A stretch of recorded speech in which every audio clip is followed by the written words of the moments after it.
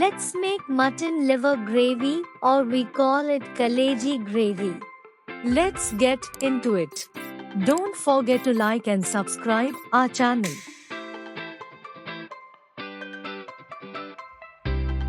మనం ఇప్పుడు ముందుగా మటన్ లివర్ ని తీసుకుని బాగా వాష్ చేసి కుక్కర్ లో బాయిల్ చేయడానికి తీసుకుంటాం.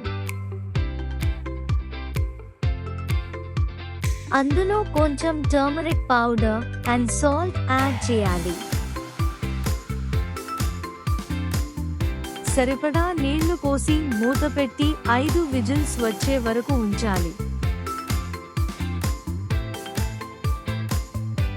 లివర్ బాగా ఉడికిందో లేదో మనము చెక్ చేసుకోవాలి.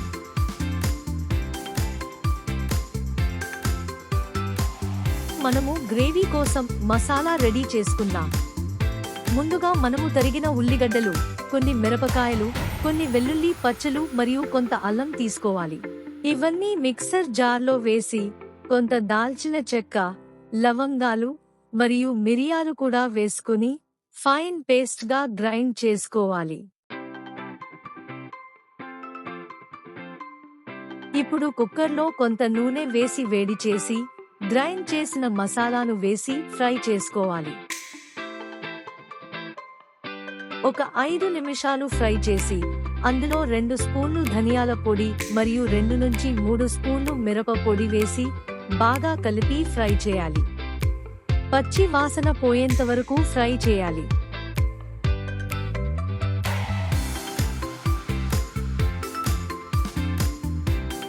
తరువాత ఉడకబెట్టిన మటన్ లివర్ ని మసాలాలో వేసి కలుపుకోవాలి. తరువాత సరిపడా నీళ్లను పోసి బాగా కలుపుకోవాలి.